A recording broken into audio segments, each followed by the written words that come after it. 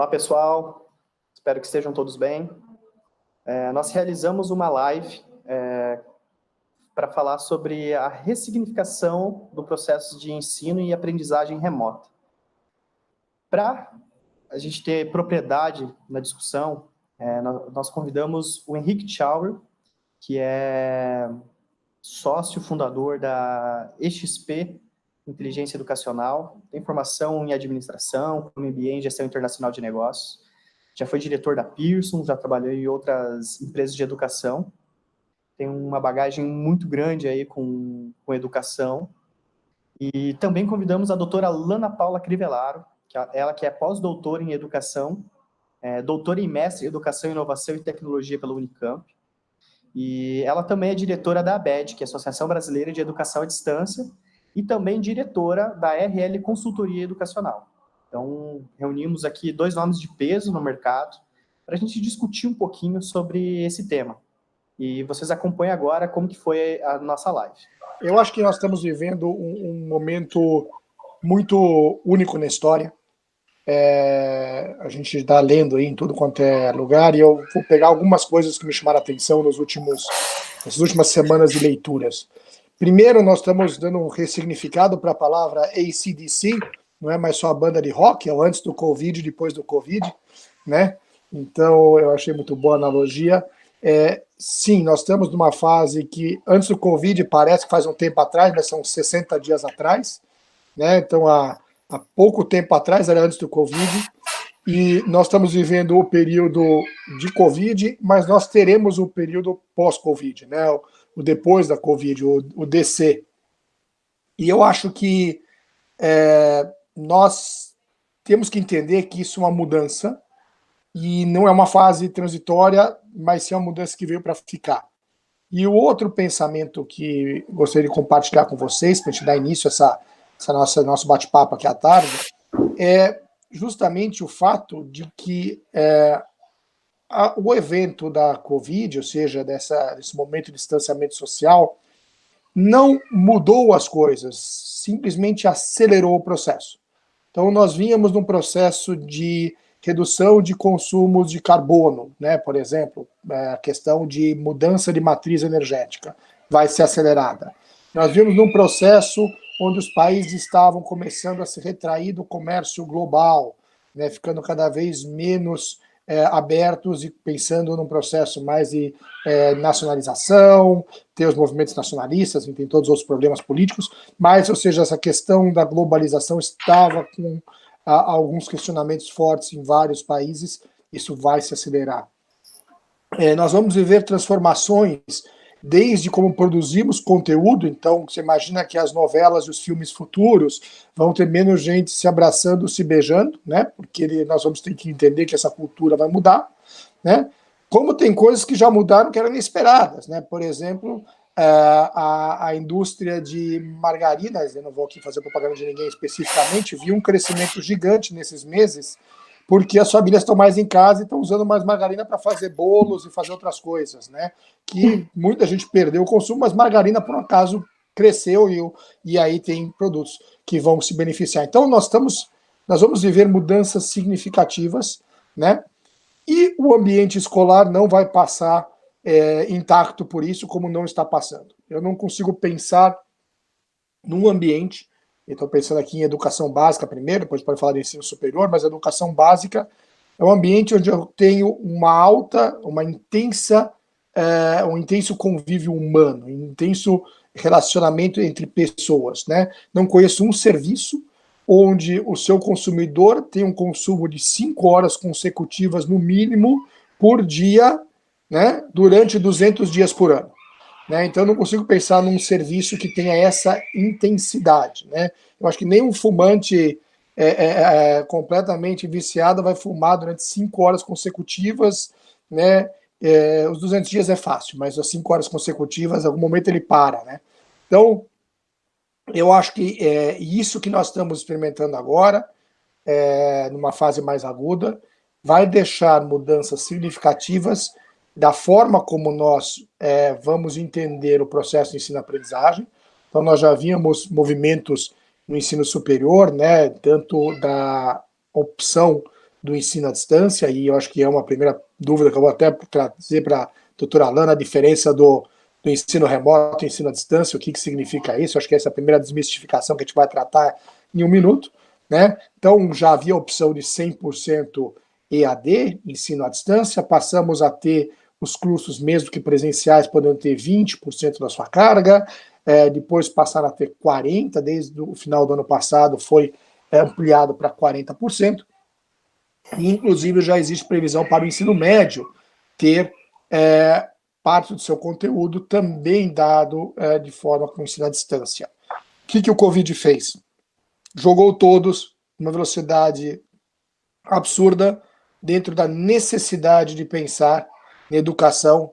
Eu vou chamá-la aqui para facilitar e não tirar aí a fantástica explicação da doutora, mas inicialmente colocou uma barreira física entre professores e alunos, né, dizendo vocês não podem estar mais no mesmo ambiente. E daqui eu parto para entender com vocês e discutir, abrir para perguntas também, é óbvio, né, o Christopher vai estar gerenciando as perguntas para nós, tanto para mim como para a doutora Alana, né. Doutora Alana, nessa fase que nós estamos vivendo, e entendendo que isso, a parte mais aguda é passageira, o residual que permanecerá, que nós gostaríamos de tratar aqui, vamos tirar a primeira dúvida do pessoal. Ensino remoto, ensino à distância é a mesma coisa? Né? O que significa um, o que significa outro? E a doutora, sendo inclusive diretora da ABED, que é a Associação Brasileira de Ensino à Distância, tem propriedade muito grande para falar disso. Por favor, doutora, beijo, seja bem-vinda, obrigado por estar conosco aqui nessa live. Obrigada, Henrique, obrigada, Christopher, é um prazer estar aqui discutindo sobre esse assunto que especialistas da educação à distância respiram diariamente, né? E quando você coloca a questão da antecipação, eu até arriscaria um prazo, né, Henrique, que nós antecipamos aí em 3 anos essas possibilidades todas de implementação e uso de tecnologia, porque as pesquisas e os estudos já traziam que o EAD estaria avançando e teria um domínio maior a partir de 2023, até 2023, né? E, no entanto, ainda em 2020, até os que não acreditavam nessas possibilidades ou nessas modalidades tiveram que se readequar. E quando a gente coloca que estamos vivendo um momento onde todos estão fazendo educação à distância, é um grande equívoco, porque, na verdade, existiu, e aí isso foi até uma nomenclatura que surge neste momento, né? O ensino remoto emergencial, e ele é emergencial justamente porque ele não é uma educação à distância, ele é emergência para poder se adaptar a esse momento, né? Então, é muito triste quando nós lemos, ou ouvimos, ou discutimos com pessoas que dizem que não está dando certo esse modelo. Eu já sabia, EAD não dá certo mesmo, tá vendo? Não está dando certo. As famílias, os pais estão estressados, eu quero que pare tudo, eu quero que dê férias, porque houve uma grande confusão no que é e como se faz. Então, na verdade, a educação à distância, ela é uma modalidade de ensino muito ampla, que exige um planejamento, prazos, um processo avaliativo pensado, existe uma estruturação há meses de antecedência antes de disponibilizar ao aluno, existe todo um processo de planejamento que não é simplesmente gravar a aula e disponibilizar de um dia para o outro, como tem acontecido. Por isso estamos chamando de atividade remota emergencial, este momento. Porque é um momento que pegou a todos de surpresa, é um momento que as escolas não pararam, até por várias questões, né? Inclusive de respeito aos pais, às mensalidades, aos professores, né? Não vamos entrar nesse assunto, porque ele é muito mais amplo, isso seria um outro webinar que já está sendo discutido em outros âmbitos, né, de Nacional de Educação, MEC, mas, enfim, não é possível confundir. Em primeiro lugar, eu parabenizo aos professores, né, inclusive ontem foi o dia do pedagogo, porque a gente não pode tirar o mérito do que aconteceu até o momento. Os pedagogos que até então, principalmente da escola básica, que não tinham nenhuma ou quase nenhuma habilidade com tecnologia, se desdobraram para colocar à frente dos alunos, à disposição dos alunos, tudo aquilo que poderiam, né? Eles simplesmente viraram noites, dias, e de um dia para o outro tiveram que se inovar e gravar e entrar frente às câmeras. Entretanto, o que pesou talvez nesse contexto tenha sido a falta dessa formação antecipada dos professores, porque o que houve, o que aconteceu, foi um modelo presencial adequado ao momento remoto, que na verdade não funciona. Uma modalidade presencial é uma coisa, a modalidade EAD é outra, né? Então, quando nós dizemos que a atividade remota ela está acontecendo, mas ainda no modelo a se questionar. Porque, infelizmente, as tecnologias, as ferramentas, elas não estão sendo totalmente exploradas. Nós estamos conduzindo um processo ainda de modelo antigo, modelo tradicional da educação, né?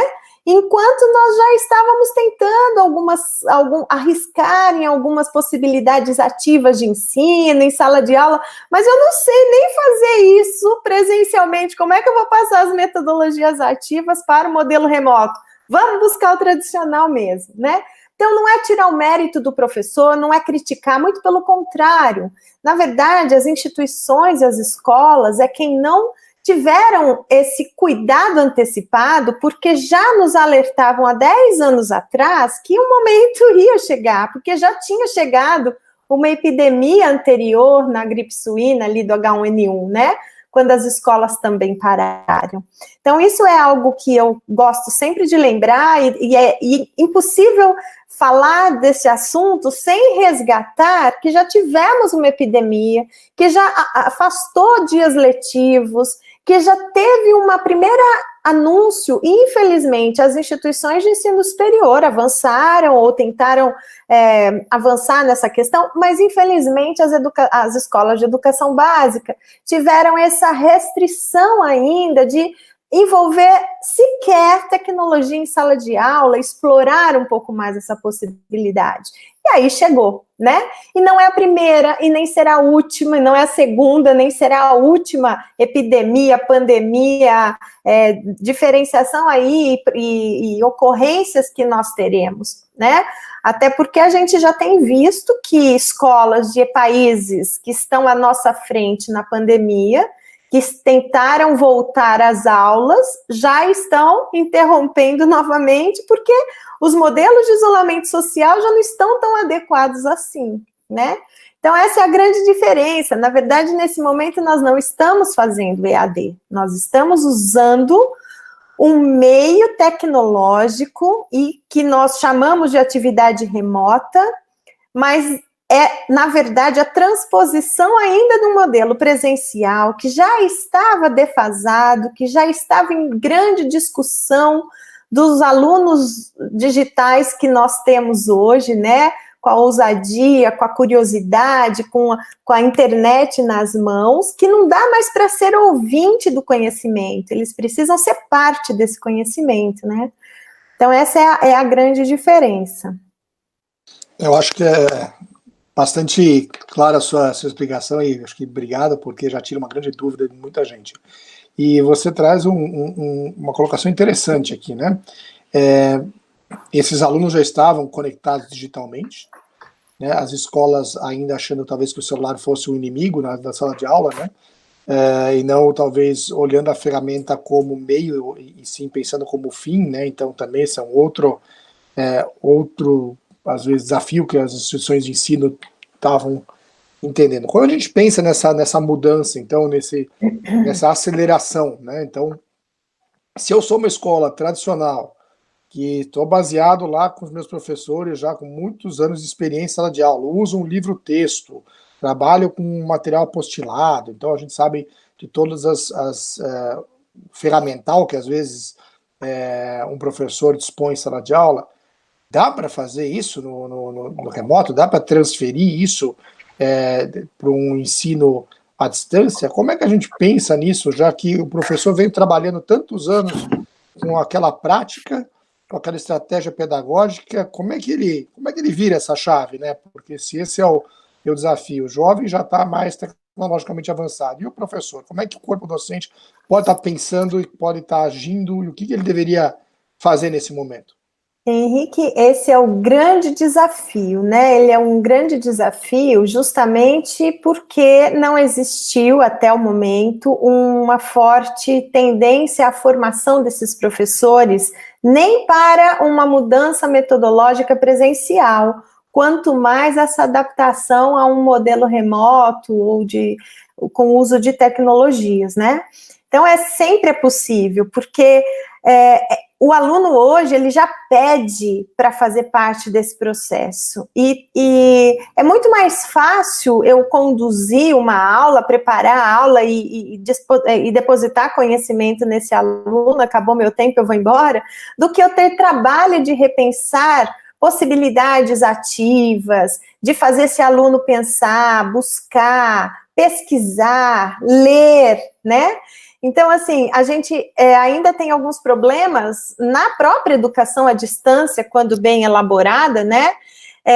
Planejada e tudo mais, quando já é injusto o processo de redução de leitura de um material didático, por exemplo, porque o aluno está à distância, então aquilo que ele faria em 6 meses, eu tenho que modelar para 1 mês. Porque é à distância e eu não consigo, no momento presencial, por exemplo, pegando exemplo de ensino superior, né, que a gente já abre um pouco aqui, são 6 disciplinas no semestre, 5, 6 disciplinas no semestre. Para colocar isso na modalidade à distância, elas têm que ser oferecidas dentro de um semestre, mas eu ofereço aí a 10 semanas, a cada 12 semanas, uma disciplina para que no semestre as 6 sejam inseridas. Só que eu penso isso ainda em alguns momentos, eu não, né? A maioria pensa isso ainda em algum momento, como se fossem as caixinhas. Vamos lá, começa a disciplina 1, começa a disciplina 2, começa a disciplina 3, a caixinha abre e fecha, e quando o aluno chega na disciplina 6 do primeiro semestre, o que será que ele viu na 1, né? Quando começou tudo lá. E esse processo de dar a aula, ou achar que a aula gravada, ou a aula ao vivo é o único caminho, é um grande equívoco. Por quê?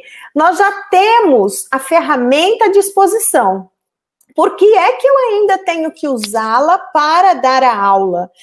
O mundo da internet, ele está aí disponível com coisas riquíssimas. O que falta é o professor saber explorar esse mundo para poder ensinar os seus alunos a explorarem esse mundo.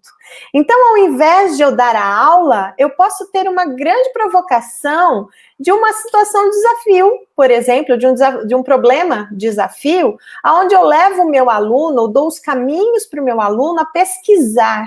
E neste momento presencial que eu interajo com a turma, com o aluno, eu não preciso dar aula. Eu posso provocar um conhecimento crítico, um questionamento crítico. Eu posso incentivar o que é que ele viu, o que é que ele entendeu, o que é que ele aprendeu. Que troca é esta que ele teve com o colega? Que troca é esta que ele teve com a família? Onde ele foi buscar? E ele traz isso e eu passo a ser moderadora desse processo e não mais a informadora do conhecimento, né? Isso falando do ensino superior fica fácil. Aí o questionamento, né? Como é que eu trabalho isso na educação básica? Da mesma forma, a partir do momento que a gente cria, incentiva os nossos alunos à leitura, à pesquisa, ensina um caminho motivador de buscar o conhecimento e não informar, né?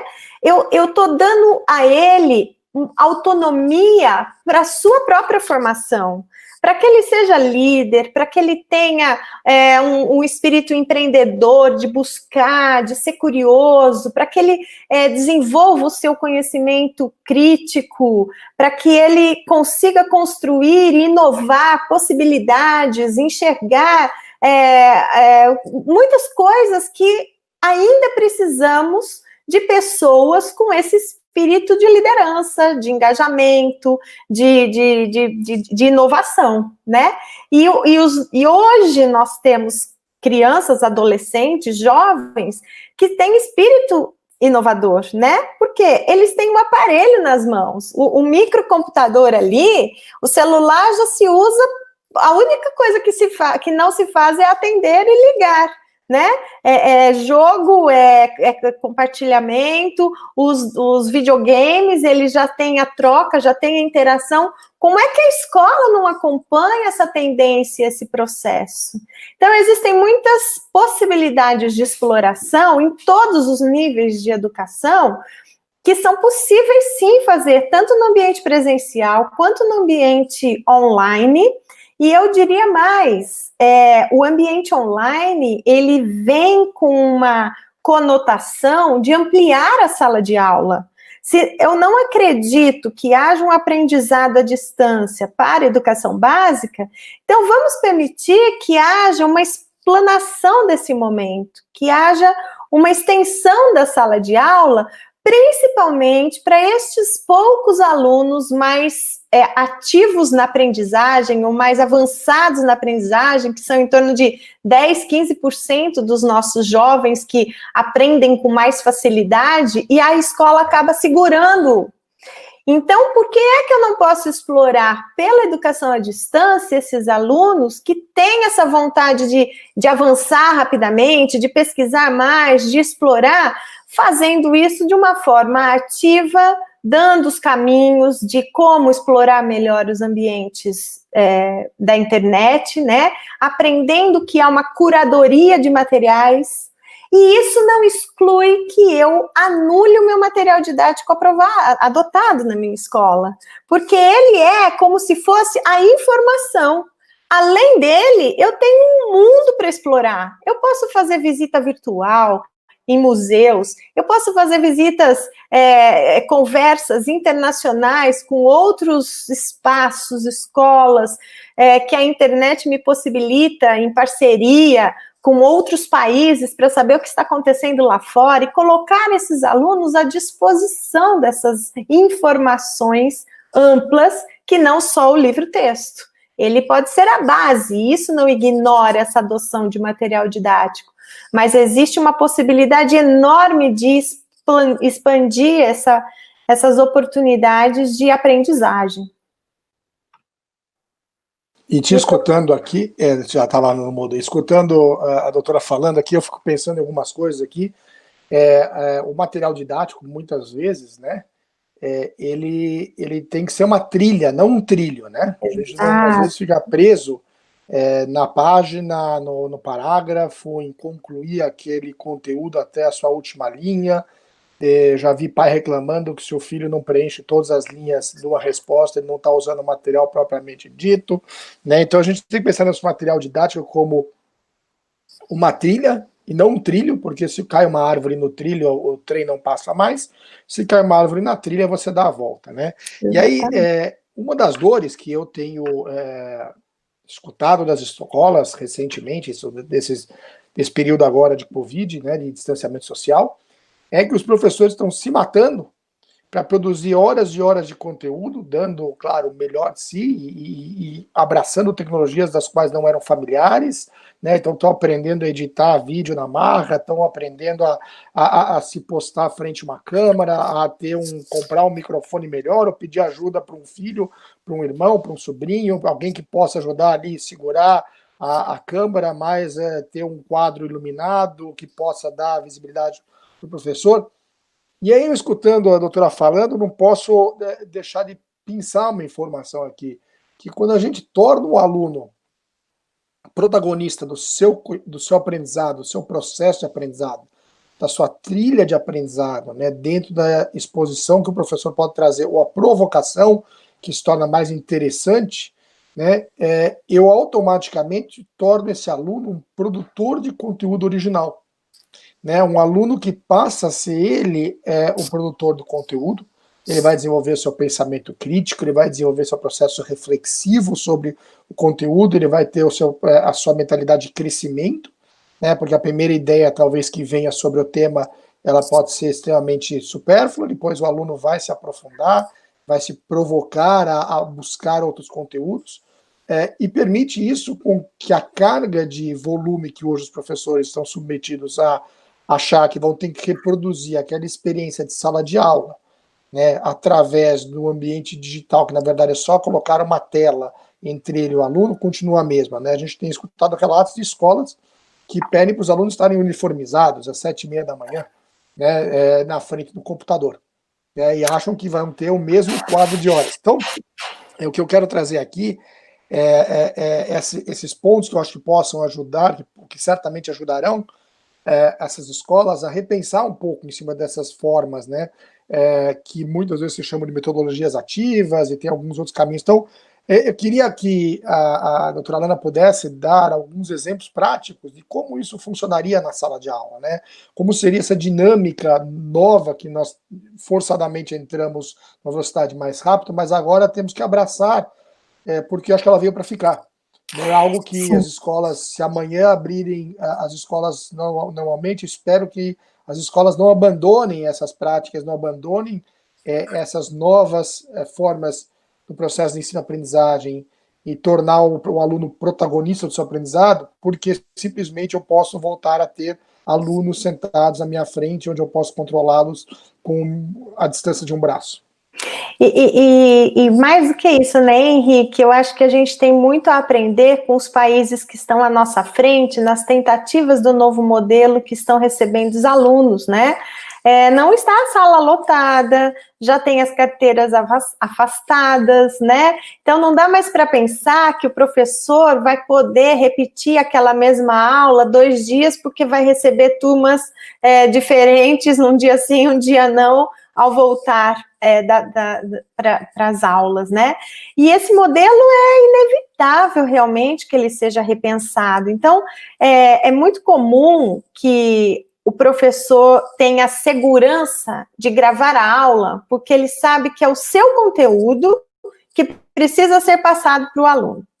Entretanto, eu acredito que essa falta da formação de outras possibilidades, até mesmo do conhecimento, eu não sei se a palavra certa ainda é preconceito, sabe, Henrique? Mas eu acho que é uma palavra, eu acho que é um medo do novo, né? De usar as tecnologias. Como é que eu sou tímido, em sala de aula eu sou professor, mas aí eu vou ter que ficar gravando, eu não vou fazer EAD, eu vou acabar com essa história, porque eu não quero entrar na frente das câmeras. E, inevitavelmente, os professores estão fazendo isso. Por outro lado, a gente tem ouvido muitas escolas devolverem a seguinte situação: olha, eu estou enlouquecido como diretor, como mantenedor, eu estou enlouquecido porque eu não paro de atender mãe reclamando, pai, criança, e a gente tem que olhar aluno por aluno e tem que fazer ligar as câmeras porque eles estão, às vezes, assistindo a aula deitado e a gente manda pôr uniforme justamente para poder se motivar. Eu não motivo o aluno porque ele põe uniforme e senta 4 horas dentro da casa dele, que não é a escola, mas a escola veio para dentro de casa. Eu não motivo esse aluno fazendo ele dentro da casa dele e fica sentado ouvindo o professor falar, porque ele está num espaço diferente do espaço escolar, né? No espaço escolar, ele tem outras estimulações que o seguram ali sentado. Ele tem o colega, ele tem depois o intervalo que ele vai namorar, que ele vai paquerar, mas ele não tem dentro da sua casa aquela motivação de tirar o pijama, acordar no horário da aula, colocar o uniforme, para ficar ouvindo o professor falar com uma conexão que de repente, né, começa a falhar. Então, assim, a gente tem muitas coisas para aprender nesse momento, principalmente, a gente percebeu um grande problema na internet. A internet do país, ela não tem infraestrutura para tanto home office, tanta aula online, quando as escolas vieram aqui para dentro, né? Começa por aí. Por outro lado, eu tenho também que abordar as questões das escolas públicas, que não têm, às vezes, a quantidade de equipamentos dentro de casa para que todos os filhos passem a assistir aula online. E quando eu falo de equipamento, ele é mais ainda, porque às vezes nem equipamento, muito menos a internet. Quem mora na zona rural e não tem acesso. Então, assim, não dá para pensar que EAD se faz só com tecnologia, né? E aí, entrando, então, na sua pergunta do como fazer, quais seriam essas possibilidades, existem várias formas de motivar esse aluno quando o professor deixa de contribuir com um lixo de conteúdos, né? Por que eu estou falando lixo de conteúdos? Da impressão de que a internet, ela só tem lixo, né? Quem não conhece, não sabe explorar. Ela é um lixo, ela é um lixão. Só tem. Não vou deixar meu filho porque só aprende coisa ruim na internet. Porque ninguém ensinou os caminhos de uma biblioteca digital de excelência, os caminhos de um bom conteúdo que estão ali disponíveis, os caminhos de ferramentas tecnológicas que podem contribuir para um melhor aprendizado visual, auditivo, a montagem de um portfólio, a montagem visual do próprio aluno enxergar o que ele gosta, o que ele sabe, o que ele fez.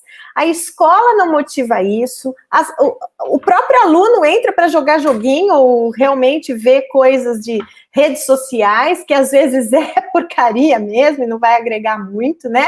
Mas a questão do aprendizado, uma vez explorada pelos professores, ela pode ser trazida com muita ênfase para a educação. Por exemplo, ao invés de eu usar um ambiente virtual de aprendizagem para poder propor uma pergunta com um fórum de discussão para os meus alunos, eu posso fazer uma provocação desta, por exemplo, com um fórum invertido.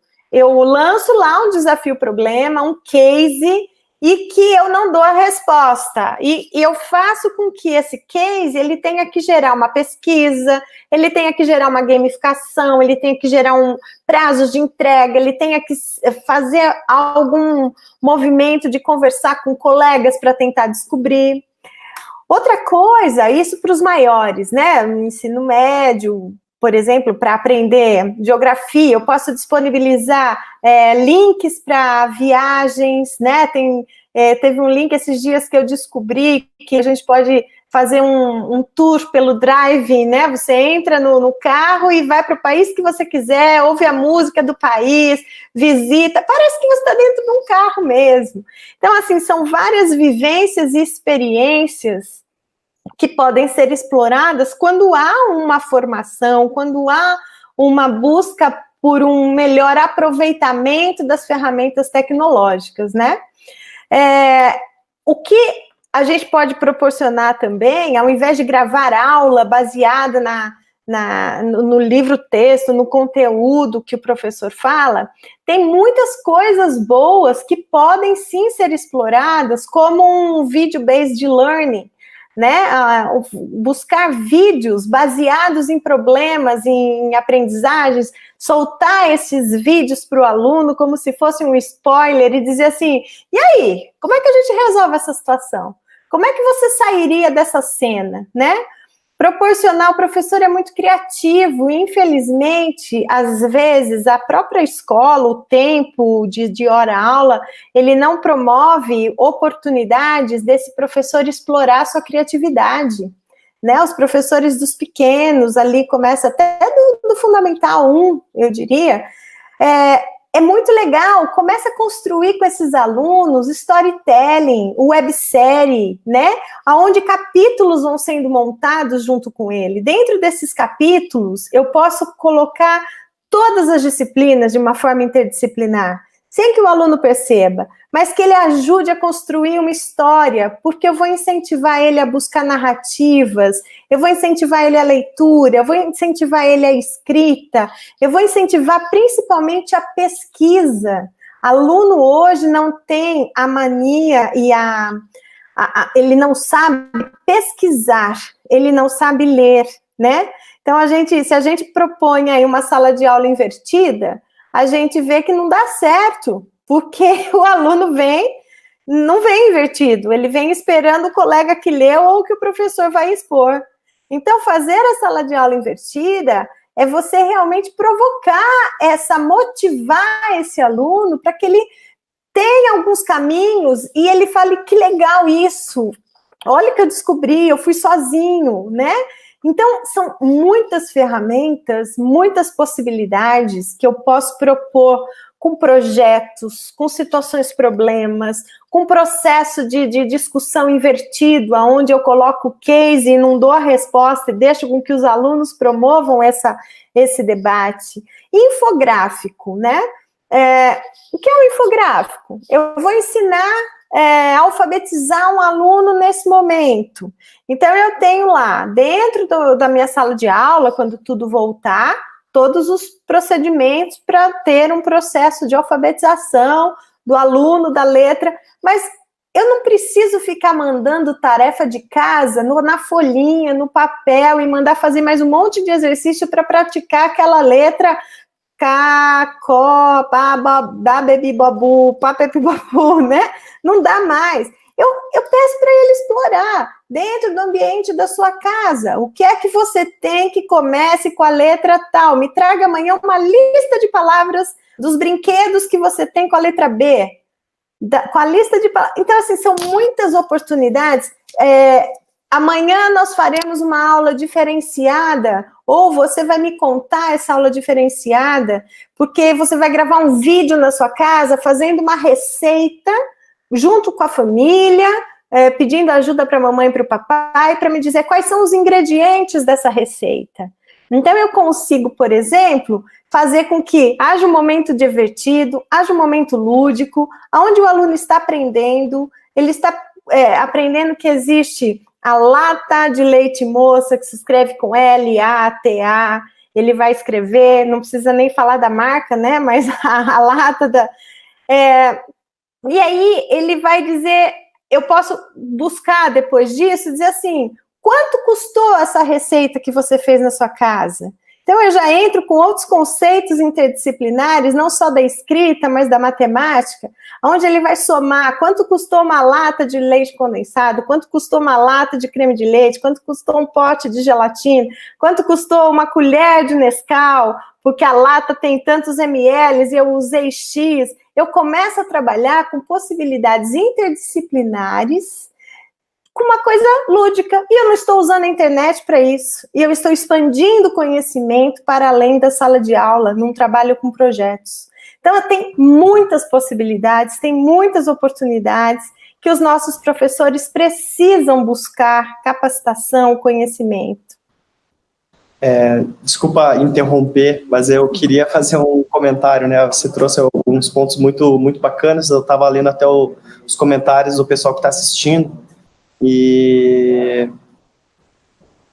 eu vejo que o professor, né, o professor em si, ele vai ter que se reinventar, ele vai ter que estudar, como você comentou, mas os pais também terão um papel diferente nesse processo. Eu queria que você comentasse um pouquinho, assim, desculpa, Henrique, se eu atravessei a tua pergunta ou não, mas porque... Não, tranquilo. Aqui essa live nossa poderia durar até amanhã às 5 da manhã, mas acho que o pessoal vai abandonar. Talvez a gente tenha que fazer outra aí pela frente, porque o assunto é interessantíssimo e riquíssimo. Mas eu vou deixar você seguir com a sua, por favor, Lana. Responda. Na verdade, o que os pais têm sentido, Christopher, é justamente essa responsabilidade de ser o professor. Por quê? Porque a partir do momento que eu trabalho com uma proposta em que eu estou transpondo o meu modelo presencial para o meu modelo online, de tal forma que o aluno precisa da ajuda de algum adulto para fazer aquela tarefa, aquela lição, assistir aquela aula, eu realmente estou jogando essa responsabilidade para os pais. E essa possibilidade de pensar em projetos, pensar em possibilidades de exploração do ambiente da casa, de tal forma que para cada faixa etária eu passe autonomia ao aluno, é um caminho que não estressaria a família. É claro, a família ela vai passar a se envolver porque a criança vai pedir por motivação, por ajuda. Mãe, venha ver o que eu fiz. Pai, venha ver o que eu fiz. Olha, eu queria que me ajudasse, não sei o quê. Mas isso não precisa acontecer de forma síncrona com o horário das aulas. Isso pode ser um processo de uma semana, onde pega o final de semana para a família reunida, a mãe já não está mais home office, nem o pai, e pode ajudar num processo como esse. Então, essa leveza e essa sensibilidade, esse bom senso deste momento de não se pensar tanto no conteúdo em si, mas em outros valores de aprendizagem que a escola não traz e que é um momento propício para explorar junto à família, é essencial. Por exemplo, que escola que ensina um aluno a arrumar uma cama? Que escola que ensina um aluno a organizar os brinquedos? De forma lúdica, uma proposta educacional, até mesmo pensando em aprendizagem, né? Não o conteúdo propriamente dito da apostila, não iria estressar a mãe, não iria estressar o pai, iria dar autonomia para a criança, mostrar um valor de arrumar, organizar. Organize os seus brinquedos por ordem de tamanho, quantos tem, qual a letra que começa cada um, organize por sílabas, organize por letras, organize por cores. Isso, dependendo da faixa etária, eu posso explorar para qualquer ambiente, para qualquer idade, né? E que dê essa autonomia para a criança, que eu tire essa criança da frente da internet, né? Um outro risco que a gente tem enfrentado em algumas assessorias é a escola pedir para a criança ou para a mãe fotografar e dar esse feedback em vídeo ou em foto do que a criança está fazendo. Só que o cuidado e o preparo com as questões pessoais mesmo, de cuidados para disponibilizar uma foto, um vídeo pelo meio virtual, é muito delicado, né? Tem, às vezes, um adolescente que está fazendo uma atividade, passa a irmãzinha sem a blusa por trás e sai na foto de fundo. Isso é muito complicado. Então, existe uma série de orientações para proteção também da internet, né? Da gente evitar algumas ações. Então, fotografe o trabalho que você fez, não você fazendo o trabalho. E para isso a gente tem também muitas possibilidades de criar experiências com este jovem, com esse adulto, com essa criança, com esse adolescente, de montar o seu portfólio, né? Então, por que é que eu posso pedir, por exemplo, para a criança, passo a passo, fazer uma dobradura, porque faz parte daquele livro que ela leu do Patinho Feio. Então, vamos aprender agora como é que é o patinho, e tá lá o passo a passo de como fazer essa dobradura, tá? Entretendo a criança, nem sempre ela vai precisar da ajuda de um adulto, se for o passo a passo, ela vai dobrando junto e vai fazendo. Isso aí é muito, muito rico, essa construção de autonomia que ela tem, de não estar em sala de aula, não estar junto com a professora, mas conseguir entender um comando, uma ação. Por que ela não pode ter isso registrado num portfólio, por exemplo, para mostrar o quanto ela foi construindo, né?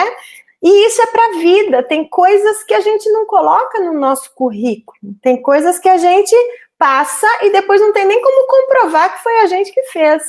Então, esse momento da casa, da receita, da família, da construção de autonomia, do meu quarto arrumado, dos meus brinquedos organizados, dizer o que eu aprendi com aquilo, faça uma história, junte os personagens aí do carrinho, da boneca, construa a sua história. São coisas que a gente tem para despertar, que eu tiro a criança da frente daquela internet 4 horas e uso a tecnologia como sendo um meio de chegar à informação, de chegar à orientação. E aí a questão da autonomia, ela tem que partir da motivação da criança e não da obrigação que a escola envia para que seja feito em casa, naquele dia, naquele horário, estressando a família. Né? Então, tem muita coisa para se fazer. Eu agradeço aqui a Lana, eu vou pegar uma parte da conversa dessa última resposta dela, e obrigado pela pergunta, Christopher. Não sei se eu respondi, Christopher. Acho que sim. Foi ótimo. Eu acho que aqui, quando a Lana menciona portfólio, a gente tem que ter cuidados muito grandes, né? Porque, assim, nós temos que pensar primeiro na segurança, né? É um ambiente que precisa ser 100% seguro, né? Eu não posso botar essa criança tirando foto ou do conteúdo que ela produziu, alguma foto que acidentalmente saiu alguma coisa diferente, num ambiente solto, né? Manda por WhatsApp. Gente, não dá. O WhatsApp não é ótima ferramenta, muito boa, mas não é ali que você vai garantir que aquela foto não foi passada para nenhum outro lugar, nem dada outra finalidade. Né? Quando a gente fala em portfólio, a gente tem que pensar no ambiente onde eu consigo coletar evidências do aprendizado e o seu processo, né? De uma maneira estruturada, e não necessariamente de uma maneira aleatória, porque é um WhatsApp de uma professora, o e-mail do outro, o terceiro mandou colocar no Google Drive, então a gente não tem uma estrutura. Quando a gente pensa em portfólio, a gente pensa em algo que o aluno, primeiro, a gente não pode limitar o espaço do aluno, né? Então tem que pensar que esse portfólio deveria ser ilimitado, que seria o primeiro ponto interessante pensar, um portfólio que pudesse dar esse espaço ilimitado, para ele não falar, mas se eu chegar em 10 gigas, e aí o que acontece? Bloqueia, vou perder, né? Não vou mais poder adicionar nada. E o mais importante desse portfólio, quando a gente pensa na construção do portfólio, onde eu demonstro meu conhecimento, minha habilidade, eu poder ter esse portfólio para mim por causa da vida. Né? Então, porque muito dos trabalhos, e aí eu posso estar me direcionando como pai, né? Que meu filho trouxe da escola, e eu sei que o Christopher tem filhos, e a Lana também, né? Os trabalhos são muito bonitinhos, nós recebemos pastas ali no infantil, depois no Fundo 1, né? Com o trabalho, a gente guarda aquilo 1 ano, 2 no máximo, depois a gente escolhe o melhorzinho e o resto vai para o lixo. Né? E fora aquilo que você descartou, a escola também já descartou um monte de coisa, né? E, além disso, nós como pais, ou até depois, mais tarde, como alunos e adultos, revendo aquele trabalho, não sabemos de nada que levou aquele trabalho que a gente recebeu só a produção final. Então, você vai receber ali um quadrinho colorido com cores diferentes. Você não sabe com que proposta que o professor trabalhou aquilo, se era trabalhar cores quentes, cores frias, ou se era para trabalhar textura, ou se era para trabalhar formatos. Releitura de autores e pintores. Releitura de autores, faça a sua interpretação deste quadro, né? Mostre o que seria. Não, você simplesmente recebe um trabalho final, né? Porque muitas vezes a professora às vezes tem pouquíssimo tempo de escrever o nome do aluno, para não confundir, não mandar do aluno A para o B, né? Então, isso. Então, com base nisso, e aí é um pouco do que nós, Bulbi, que é um portfólio digital, que a Lana tem trabalhado com escolas, a gente tem usado na parte prática isso, de trabalhar com essas metodologias e essa ressignificação do processo de aprendizado, inclusive agora, né, porque ela não depende só do presencial, ela pode funcionar no período de distanciamento social, tem trabalhado com escolas. Então eu vou pedir aqui 3 minutinhos. Eu vou compartilhar com vocês um breve vídeo. Henrique, deixa eu só complementar antes de você passar, temos tempo ainda, bem rápido, né? Claro, É importante que existem algumas universidades fora do país que elas, um dos itens, além da nota e do índice de desempenho do aluno, é justamente o seu portfólio. Então, se você, por exemplo, vai fazer o seu filho quer fazer um curso de gastronomia e ele tem uma habilidade enorme para cozinha, ele não tem como colocar aquilo escrito no seu currículo que ele fez o prato XYZ, mas, no entanto, se ele construiu o seu portfólio, passo a passo, a foto da sua receita, o prato que ele montou visualmente, por exemplo, ou até mesmo aquela criança que começou os primeiros passos, quando ele chega lá no seu ensino médio, ele tem como resgatar quando andou, os primeiros trabalhos, o tamanhozinho da sua mão, que a mão virou um sol, e aí ele tem toda uma história para contar o que levou ele a ter aquela habilidade, aquela competência para aquela área do conhecimento. É algo riquíssimo que a escola não tem, que nós chamamos também de memória da escola, né? A escola não guarda a memória dos seus alunos. Então, isso é muito importante e é algo que nós não temos essa cultura. Eu tenho visitado algumas escolas fora do país antes de tudo isso, né? E que a gente viu o quanto essas escolas, às vezes, essas universidades, valorizavam esse histórico do aluno, valorizavam esse aluno que passou por lá e se tornou alguém famoso, presidente de empresa e tudo mais, Por quê? Porque ela tinha esse registro de história, de memória, daquela construção no processo todo que a criança ou adolescente viveu naquele espaço. E, no entanto, as nossas escolas ainda não registram isso, e as famílias, muito menos, são incentivadas a fazerem isso para si individualmente, né? Era isso, Henrique. Não, eu acho que eu complementando o que a Alana está dizendo aqui, vai ajudar uma coisa que as escolas sempre reclamam, né? Quando os pais chegam e falam, meu filho não fala, não faz, como faz o Joãozinho, a Mariazinha, né? E quando você começa a fazer esse registro do seu filho, a progressão dele, o pai para de comparar, né, o seu filho com a Mariazinha ou com o Joãozinho, né? Porque a Mariazinha tem as suas características, tem os seus desafios também, em algumas áreas que seu filho vai muito melhor que ela, mas muitas vezes o pai acaba olhando, comparando só os pontos negativos do seu filho em comparação com os outros. E aí que as metodologias ativas vêm à tona para poder proporcionar que o aluno faça e o professor oriente o como fazer, né? Esse é o grande desafio da educação daqui para frente. Eu queria tranquilizar até vocês dois que a gente abriu ontem no Instagram, né, para o pessoal deixar algumas perguntas para serem respondidas durante a live. E eu selecionei algumas delas, mas todas elas já foram respondidas. Que bom. Que bom. Só quem está participando aqui, também, assim, conforme eles vão perguntando, parece que vocês estão vendo as perguntas deles. Eu queria comentar aqui duas situações. A Lorna, que é uma cliente da Sponte e uma amiga pessoal, ela gostou muito das suas dicas, Lana, e ela pediu se tem mais informações assim, como dessas que estão sendo passadas aqui, disponíveis em algum documento, porque ela quer consumir bastante. E a Maria Bethânia, ela também está bem ativa aqui na conversa, está gostando bastante aqui do bate-papo, e ela também colocou, né, que não é só o aluno que vai aprender de um jeito diferente, né, nós, né, como educadores, teríamos que aprender a fazer diferente. Então, acho que isso é fantástico. E essa plataforma que o Henrique vai falar aqui sobre portfólio, até foi uma das questões ali que o pessoal falou, como que eu organizo esse portfólio, né? Enquanto vocês falavam, e aí agora o Henrique vai entrar para falar sobre a ferramenta que ele me mostrou há alguns dias e que eu achei sensacional. Deixa eu aproveitar, então, aqui, rapidamente, dividir minha tela com vocês, dar oportunidade para vocês verem do que eu estou falando, né, na prática, né? Então, vamos lá. Estão vendo a minha tela? Eu espero que sim. Eu vou tocar um vídeo rápido para vocês, tá? Tocado direto do meu portfólio, tá?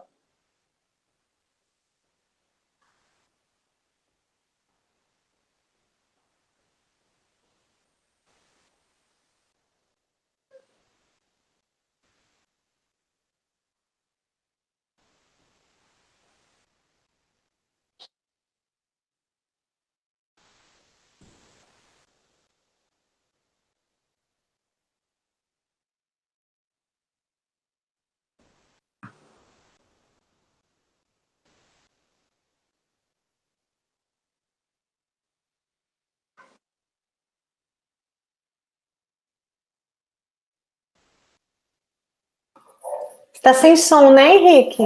Tá sem som? Tá, é porque eu acho que você tá com fone de ouvido, não tá saindo som pra gente.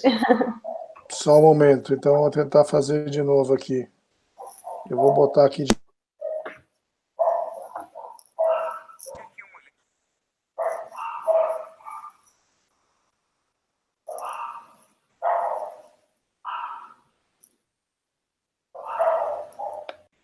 O áudio não veio, mas eu já tenho um feedback aqui da Rita Maria, ela falou que elas já estão usando o Bulb App aí para portfólio numa turma de pós-graduação, num projeto de uma turma, e que ela está gostando bastante, que está muito bacana.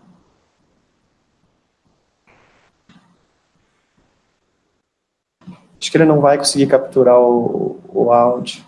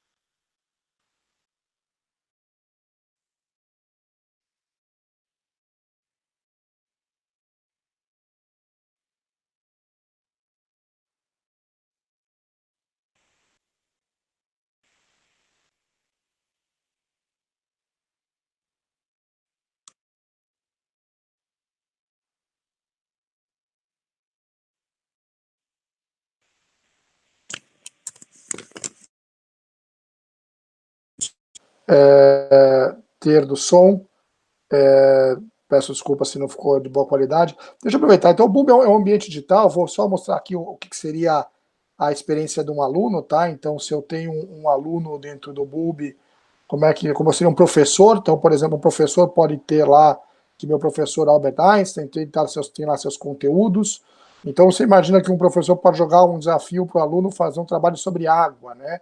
Ele pode simplesmente dar o desafio, então, faça um trabalho sobre água, e aí é a produção do aluno. Então, tudo isso aqui foi produzido por um aluno, né? Então, ele trouxe aqui as fotos, ele integra fotos, ele integra vídeos, ele integra áudios, né? Você está vendo que ele cria um carrossel de fotos, né? Ele bota um vídeo aqui,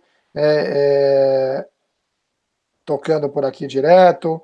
Eu não vou entrar aqui no detalhe do vídeo, mas a importância do Bulb aqui é quando a gente olha, por exemplo, um trabalho, se eu pôr, por exemplo, pro exemplo de um aluno, né? Se eu rapidamente aqui pegar um aluno, olha um trabalho, por exemplo, sobre gravidade que o aluno entregou. Então, o desafio do aluno era trabalhar com gravidade, né? Então, eu coloquei objetivo, né? Então, aqui a parte teórica, né? Um procedimento experimental. Então, o que a Lana está fazendo, quanto disso não pode ser feito dentro de casa, né? E aqui a teoria, como ele estava calculando, ou seja, a parte de como ele resolveu a parte teórica, né, do cálculo, né, da física, e o mais importante é a produção da experiência. Então está aqui a experiência do ovo na caixa de papelão, e ele vai abrindo aqui o seu ovo para ver se ele sobreviveu à primeira tentativa. Claro que não, óbvio. E aí, com o benefício do tempo, eu vou avançar o vídeo para cá, né, no final. E aí, então, você vai ver o último lançamento, né, e vocês podem ver. Então, esse processo de aprendizagem, né, onde eu consigo demonstrar para o professor o que levou o aluno e como ele chegou no resultado final consistentemente, né, e a reflexão do aluno. Então, aqui o aluno vai fazer a sua reflexão, né? Então, qual foi a parte predileta? Então, é um processo onde o aluno passa a produzir conteúdo, né? Em vez de simplesmente consumir conteúdo. E deixa tudo isso registrado. Então, se eu voltar aqui para o aluno, né? Para o Darrell, por exemplo, é um aluno real. O Bulb já está presente em mais de 110 países, são quase 2 milhões de usuários no mundo, né? Então, aqui eu tenho as suas áreas de matemática, de engenharia, de humanidades, de linguagens. Bulb conecta com mais de 900 universidades fora do Brasil para você mandar o seu projeto específico. Você, como usuário Bulb, aqui vou até voltar aqui, vocês vão ver a minha página, meu perfil, meu portfólio dentro do Bulb. Eu tenho milhões de páginas aqui, mas só para vocês entenderem, se a hora que eu for publicar isso daqui, eu posso publicar isso para um grupo de pessoas, eu posso publicar isso para uma organização, eu posso publicar isso para uma pessoa específica. Então, eu decido para quem eu vou dar visibilidade a algum projeto meu. Então, se eu pegar aqui um projeto qualquer, sei lá, vamos pegar aqui um projeto, eu tenho tantos projetos aqui, mas vou pegar um aqui, sei lá, matemática, primeiro ano, ensino fundamental, né? Então, se eu quiser que esse projeto, números inteiros, tem aqui uma coleção com vários projetos aqui dentro, e eu quero compartilhar os números inteiros com alguém, eu vou colocar aqui publicação, eu posso escolher deixar isso visível para uma turma, então eu quero devolver para minha turma, ou como professor quero publicar isso para uma turma, quero deixar para um usuário específico, não vou procurar lá um usuário específico, sei lá, Tassiana, Tavolassi, né, que é uma colega nossa, né, então vai aparecer aqui Tassiana em alguns segundos na ferramenta, e aí eu estou compartilhando só com ela, que poderia ser a devolutiva de um aluno, né? E eu estou dentro da minha coleção de matemática do primeiro ano do ensino fundamental, e eu vou publicar isso. Então, eu acabei de publicar uma página, vai ser simples de mostrar. Não vou entrar muito nos detalhes aqui, a ferramenta. O que eu queria só dizer a vocês é que essa ferramenta tem sido usada com bastante excelência nesse período de distanciamento social, principalmente porque as escolas estão encontrando uma forma de documentar o aprendizado do aluno, mostrar para os pais que ele não está sentado à frente do vídeo e não aprendendo nada, porque essa percepção dos pais é muito forte, tá? Então os pais estão falando, mas meu filho não está aprendendo nada, por que eu estou pagando a mensalidade? Né? E quando você começa a mostrar produção de conteúdo, você começa a dar uma resposta para os pais. Boob tem uma vantagem agora, que foi lançada recentemente, que é a conta dos pais. Então os pais podem ter uma conta para acompanhar o trabalho dos seus filhos. Então, vocês vão ter uma conta Boob gratuita como pai para poder acompanhar o que o filho está fazendo. Todo o ambiente Boob é seguro, então vocês vão ter todas as normas de segurança de privacidade de dados dos Estados Unidos e da Europa. São mais restritas que as brasileiras, então nenhuma foto, nenhum vídeo, nenhum áudio, nada vai sair de fora do controle do ambiente escolar. É do aluno pro resto da vida, se ele sair da escola, ele vai levar com ele sua produção. Tem ajudado muitas escolas nesse processo de produção de conteúdo, porque o Boob ele funciona tanto no celular, como no tablet, como no computador. Então as escolas, os professores têm gravado muita coisa e passado propostas, né, como situações, problemas, como a doutora Alana tinha falado antes, de vez em ficar criando aulas e deixa o aluno produzir, né, e o aluno pode produzir direto no celular. Imagina interessante, Henrique, uma possibilidade, por exemplo, do professor criar uma websérie, né, como eu havia comentado, ou um projeto em que o aluno ele passe informações de possibilidades ativas de aprendizagem, dê caminhos para o aluno pesquisar, o aluno vai fazer essas experiências do ovo. Você acha que o aluno não vai se engajar num processo de ensino como esse? Então, eu não preciso ficar gravando, desculpa te interromper, Henrique, não, mas é só a oportunidade mesmo de mostrar com o exemplo que você trouxe desse vídeo, né, que eu começo já a viajar e montar outras possibilidades, que no final o aluno vai construindo as suas aulas, o seu vídeo, para mostrar o passo do que ele criou, do que ele aprendeu, e eu não preciso estar aqui dando aula de conteúdo, fazendo o coitado sentar 4 horas na frente do computador de uniforme. Eu estou fazendo esse aluno buscar o conhecimento, estou fazendo esse aluno ter raciocínio crítico, estou fazendo esse aluno ser empreendedor, ser líder, ser proativo, que é um dos perfis também que as empresas têm solicitado hoje, proatividade dos seus funcionários, inovação. Olha quanta coisa dá para se fazer quando eu tiro o modelo tradicional de informação e uso a metodologia ativa, e não estou dizendo aqui qual delas não, eu estou dizendo uma aprendizagem ativa em geral, que tem muito a se fazer. E eu queria dizer, por último, assim, Boob, esses meses agora, esses 60 dias iniciais da Covid, primeiro que Boob tomou uma decisão mundial de oferecer a ferramenta mais completa, que é o Boob Edge, que é a ferramenta mais completa, gratuitamente para toda escola interessada em ter a sua ferramenta Boob para todos os seus alunos gratuitamente até 31 de julho. Tá? Então, assim, eu compartilhei aqui no chat um e-mail, é boob@expedu.com.br, então BULB, E de elefante, X de xadrez, P de pato, E de elefante, D de dado, U de uva.com.br, para que vocês possam me mandar um e-mail, eu vou ter um prazer em atender. Nós já incorporamos mais de 120 escolas nesse período e continuamos a receber grupos de escolas interessados. Nós cuidamos de toda a parte de formação, capacitação de professores para o uso da ferramenta e implementação. Implementação, para vocês saberem, a gente integra com todas as LMS, então, sistema de gestão de alunos, a gente integra. Então não precisa ficar quebrando a cabeça de como é que eu vou agora reproduzir a minha estrutura de escola dentro do Boob. A gente tem toda a integração, seja com Canvas, seja com Blackboard, seja com Moodle, seja com Google for Education, seja com Microsoft Teams, enfim, ou OneDrive, tem um monte de integração simples. Aproveitando para dizer para vocês que não é mais uma carga de trabalho para a equipe de TI e TE, mas sim uma solução e algo prático que vocês podem usar nesse período. E a doutora Alana tem usado com algumas escolas, para até dizer um pouco mais da experiência dessas escolas e do relato dessas escolas, porque realmente tem ajudado muito e tem feito jus a tudo aquilo que a gente vem defendendo como a ressignificação da educação nesse processo acelerado que nós estamos vivendo hoje. E escolas conteudistas, viu, Henrique, que muitas vezes só eram baseados no livro, texto, na apostila, e agora não conseguem mais se ver voltando para o modelo antigo, depois de utilizar várias possibilidades remotas e de construção de projetos, né? Ainda com apoio do livro, mas não só, e sim expandindo isso para mais oportunidades, dando autonomia ao aluno.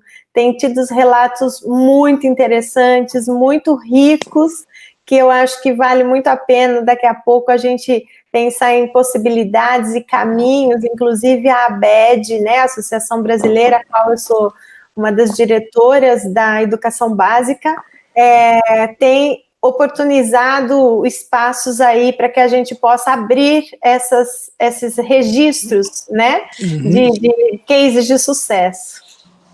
A doutora Lana está trazendo a ABED no seu último congresso, no ano passado, na publicação que faz anual do livro, dos estudos, um dos capítulos tratava de portfólios digitais.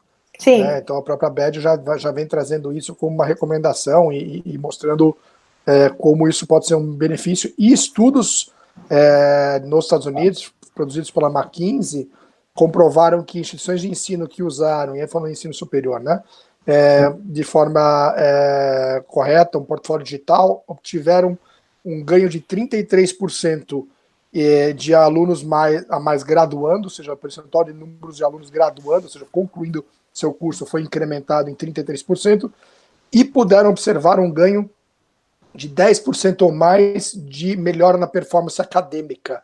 Então, realmente houve um ganho no processo de aprendizado, ou seja, realmente os alunos aprenderam mais, né?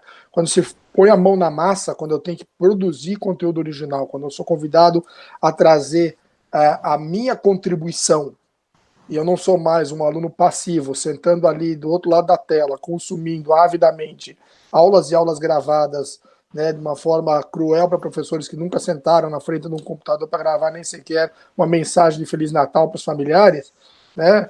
E eu agora estou obrigando eles, esses alunos que começam a produzir conteúdo tornam-se pensadores críticos, desenvolvem as habilidades investigativas, viram líderes no seu processo de aprendizagem, vão encontrar a sua trilha de aprendizado, vão aprender com os erros, vão se tornar resilientes.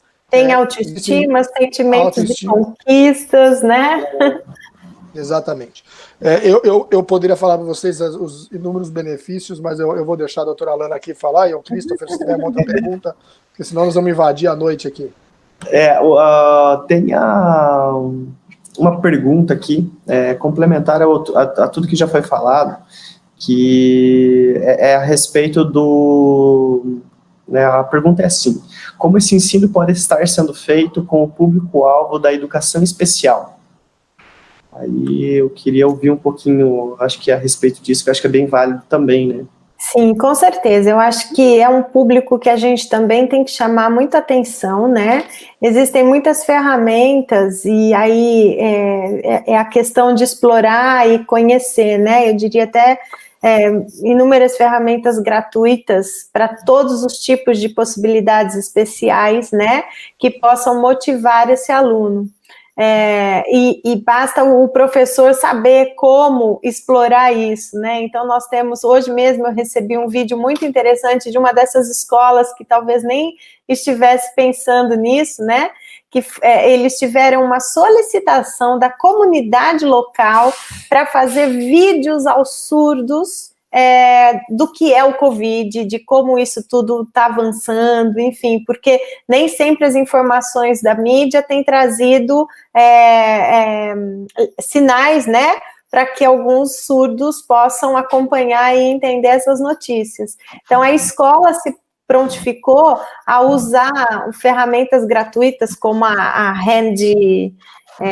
HandMeet, acho que né, para poder colocar aquele bonequinho, enquanto o professor fala, aparece a audiodescrição e o bonequinho fazendo os sinais adequados para orientar um deficiente auditivo da comunidade que foi buscar ajuda na escola, porque viu que eles estavam trabalhando com projetos, com portfólios digitais, e fez essa solicitação, né?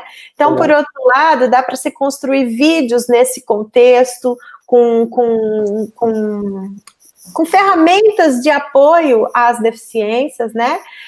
Proporcionar, normalmente a criança ou o adolescente que tem algum déficit de aprendizagem, alguma dificuldade de aprendizagem, é alguém que está 24 horas acompanhado por um adulto cuidador, né?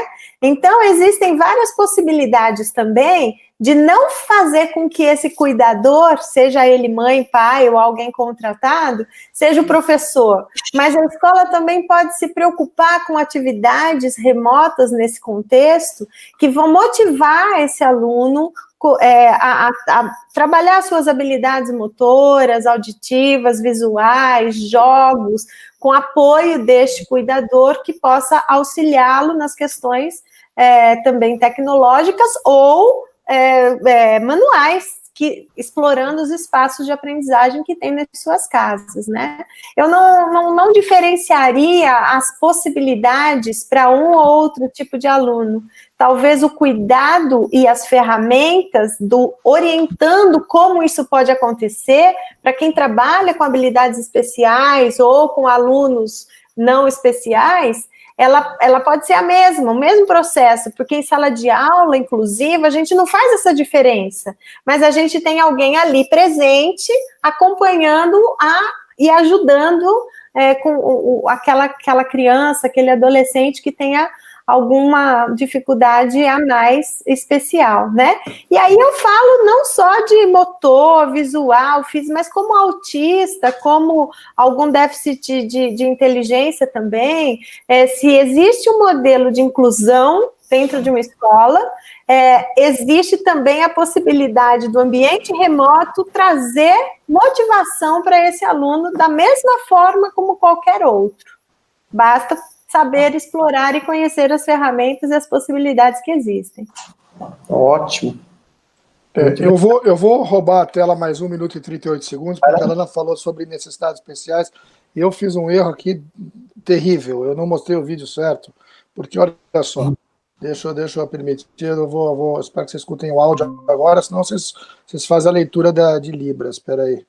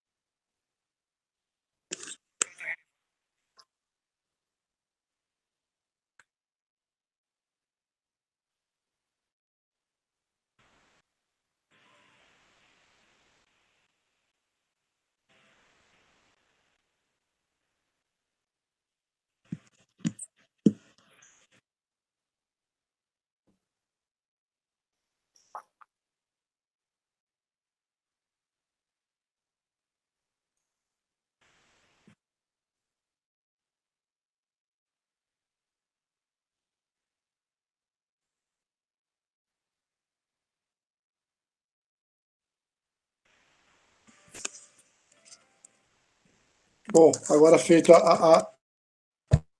e para quem tem algum tipo de deficiência auditiva, feito. Era só para mostrar que a gente também já tem preparado algumas coisas para atender deficiência auditiva, inclusive o vídeo. Show, muito bom. Ferramenta muito bacana mesmo. Tá? O pessoal perguntou a clientela de vocês, né, se é específica para escolas privadas ou públicas. Acho que essa é uma dúvida rápida também de responder, né? Da parte do Bulb, nós estamos abertos a qualquer escola, nós necessitamos somente de conexão. É uma ferramenta 100% em nuvem, então eu preciso de conexão, e aí a gente tem trabalhado com tudo quanto é tipo de cliente. Tem escolas que têm conexão e não se limitam a usar a ferramenta, ou os alunos têm conexão e podem usar a ferramenta. Nós também, a grande demanda é a escola privada, né, nesse momento, principalmente por tentar entender o que está sendo feito, o que pode ser feito para que o pai não reclame em ter que pagar as mensalidades ou ter que simplesmente dar férias contínua nesse processo, né? Mas a gente tem fortemente também ajudado com dicas, possibilidades, e quando alguma escola pública nos solicita ajuda, é um enorme prazer poder doar possibilidades que existem nesse momento, com restrição de internet, restrição de equipamento, restrição de dificuldades de aprendizagem, e aí a gente também tem que contar com as questões da família, que nem sempre é alfabetizada para ajudar a criança que está ali naquele processo de aula, videoaula, TV e tudo mais. Então, assim, é todo um cuidado que a gente precisa entender e adotar todos os tipos de dificuldades e possibilidades para atender a todos os públicos, né? A tecnologia, ela não pode excluir ninguém, muito pelo contrário, a metodologia adequada tem que incluir todos. E a tecnologia, ela é um apoio para fazer chegar nesse momento o conteúdo. E, no entanto, a gente tem que ter muitos cuidados, muitas restrições e muitas alternativas possíveis para que todos tenham o mesmo acesso. Ótimo. Legal, bacana. Eu posso divulgar o contato de vocês ali no chat, porque eu passei o link do Bulb, eu mandei lá também, tá, Henrique? Mandei ali no chat, o pessoal estava perguntando, e aí eu vou deixar os nossos contatos lá, e caso alguém queira procurar vocês diretamente, me procurar para tirar alguma dúvida, para saber um pouquinho mais sobre o trabalho de vocês. Claro, fique à vontade, será um prazer. Por favor, temos todo interesse em poder auxiliar, que se tiver perguntas ainda não respondidas, alguma dúvida adicional, sinta-se à vontade, por favor, a gente está aqui à disposição. Eu sei que o assunto pode render mais horas e horas, em algum momento a gente vai ter que encerrar, mas a conversa não vai encerrar necessariamente aqui nesse nossa live, a gente pode dar sequência fora dela. Exatamente. Exato, né? Então, se ficou alguma pergunta não respondida, fiquem à vontade para nos acionar, se quiserem me procurar aqui, por talvez ser um pouco mais fácil, eu faço a ponte com a Lana e com o Henrique. Pessoal, eu queria agradecer muito vocês, o público que nos assistiu hoje foi sensacional, sério mesmo. O pessoal participou, comentou, confirmou, perguntou, e o envolvimento de vocês com o assunto que a gente está trabalhando aqui, ele é fundamental para o sucesso desse trabalho. A gente criou esse programa, né, de fazer semanalmente essas lives com especialistas, buscando ajudar o nosso cliente, o mercado da educação do modo geral.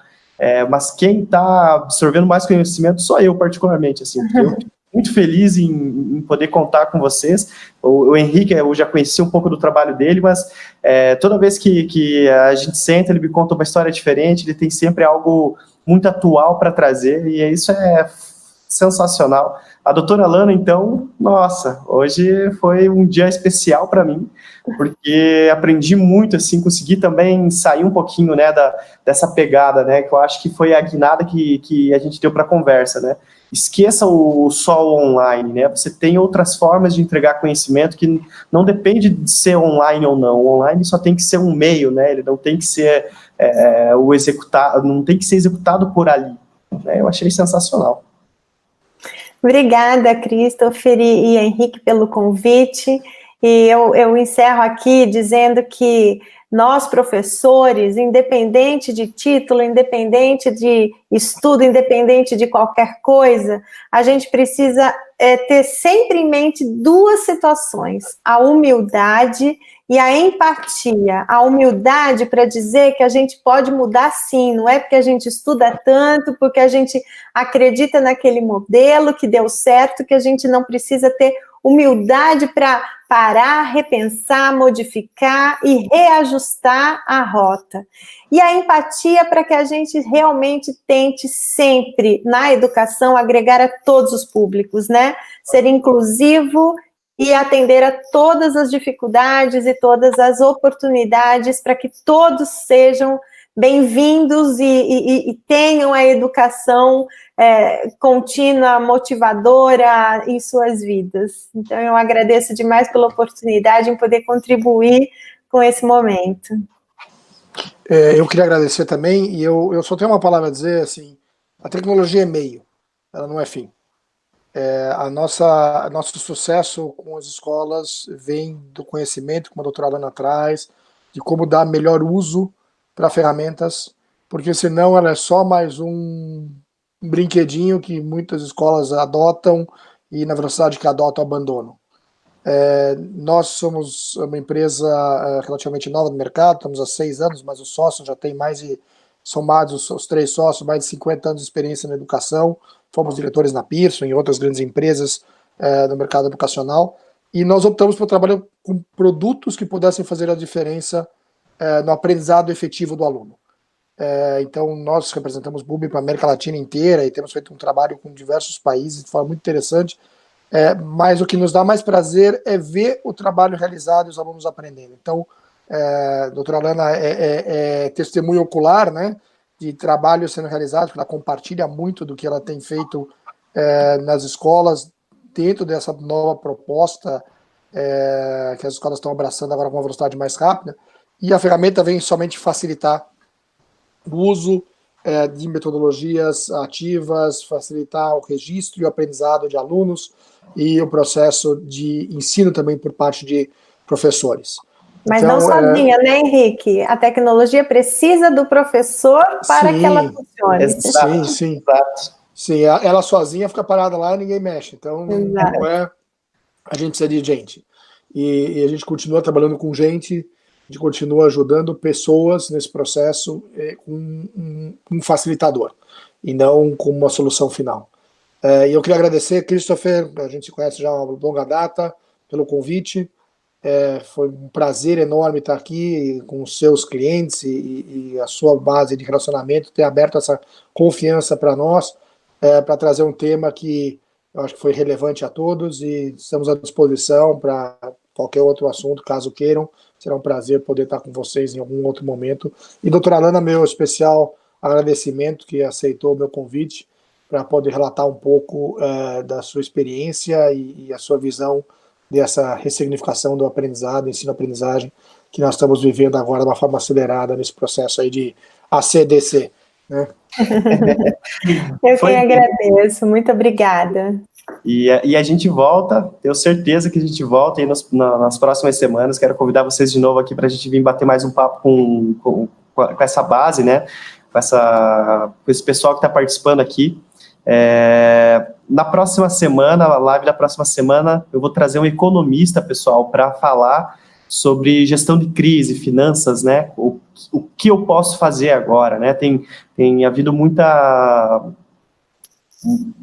conversa nesse sentido, né? Em como eu vou fazer, o que eu posso enxugar daqui para pagar ali. E ele também tem uma empresa de consultoria para a educação, mas especializada na área financeira. Então, acho que vai ser um bate-papo bem legal também. Vocês estão convidados também para assistir, se tiverem. Tá joia? Muito obrigado.